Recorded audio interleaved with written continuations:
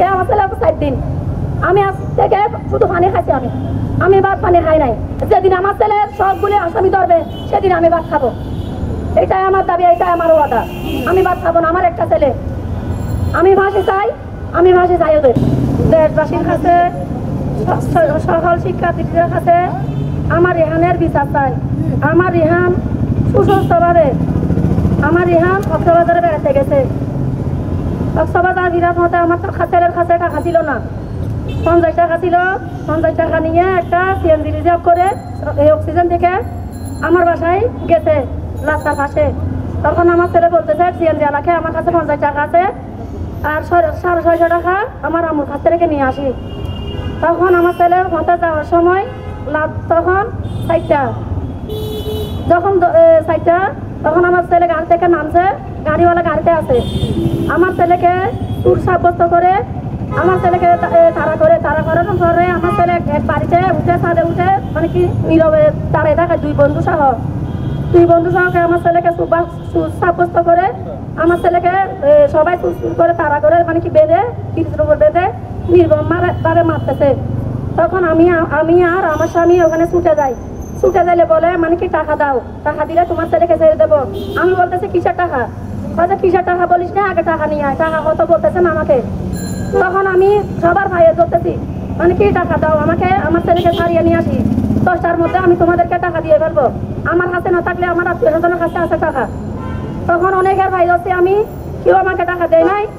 এখন একজন আমার বাসুরের ছেলে রায়হান বলে মানে কি রেহান আমাকে 10,000 টাকা দিছে, আমার জালে দিছে 1 জোড়া খানের দুল, আর আমার 1 জোড়া খানের দুল চলেছে। তো ওই খানের দুলগুলি আর একজনের কাছ থেকে আমি একজনকে আমার দেওয়ার সামান্য মানুষ ও সামান্য মানে কি রাজমিস্ত্রি, ওকে আমি একজনের কাছে ফাঁকাইছি। আমার ভাইয়ের কথা বলে উনি দিয়ে গেছে আমাকে 10,000 টাকা করে, কিন্তু আমার পাড়া প্রতিবেশী না, সামান্য দূরের কেউ আলম ভাই বলে, ওখানে হার্ডওয়ার দোকান আছে। উনি কিন্তু আমাকে 20,000 টাকা দিয়ে ফেলছে আমার ছেলের জন্য বাইর করে, আমাকে দেয় নাই।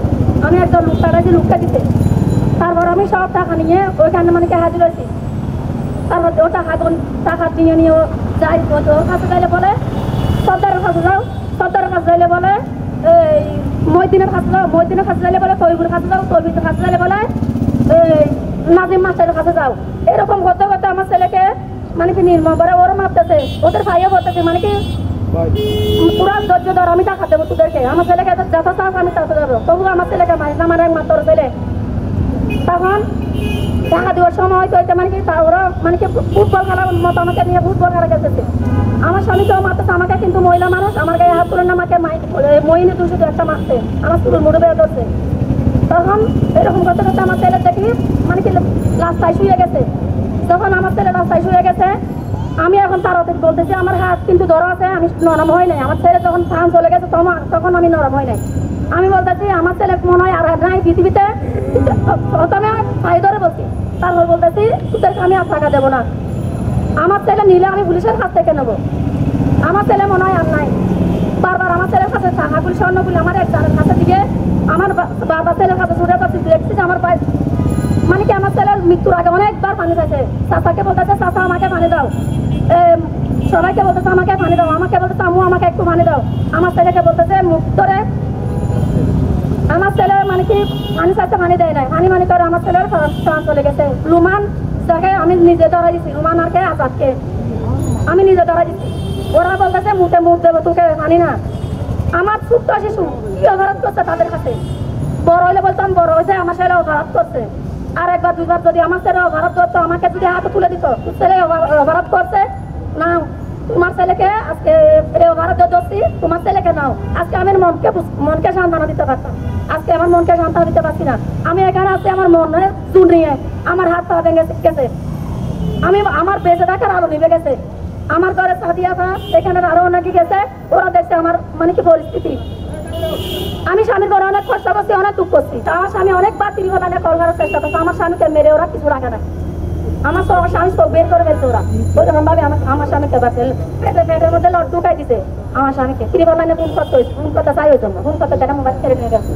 এখন আমি আমার একটাই দাবি, দেশের কাছে, জনগণের কাছে, প্রশাসনের কাছে, এই মিডিয়া ভাইদের কাছে, এই সবার কাছে, দেশ বিদেশ সবার কাছে, প্রবাসীদের কাছে ছেলের পুলিশ ফাঁসি চাই। আমি প্রথমে নাজিম মাস্টার, তারপর তয়ুব, মইনুদ্দিন, নাজির, রুমান, আজাদ। এই 5 জন যদি আমার ছেলেকে চাইতে বাঁচাইতে পারতো, এই যে 5 জন আমার ছেলেকে মেরে ফেলছে, এই 5 জন আমি ফাঁসি চাই। আর আমি আজকে আমার ছেলে 4 দিন, আমি আজ থেকে শুধু পানি খাইছি। আমি ভাত পানি খাই নাই। যেদিন আমার ছেলের সবগুলি আসামি ধরবে সেদিন আমি ভাত খাবো। এটাই আমার দাবি, এটাই আমার ওয়াদা। আমি ভাত খাবো না, আমার একটা ছেলে। আমি ফাঁসি চাই, আমি ফাঁসি চাই।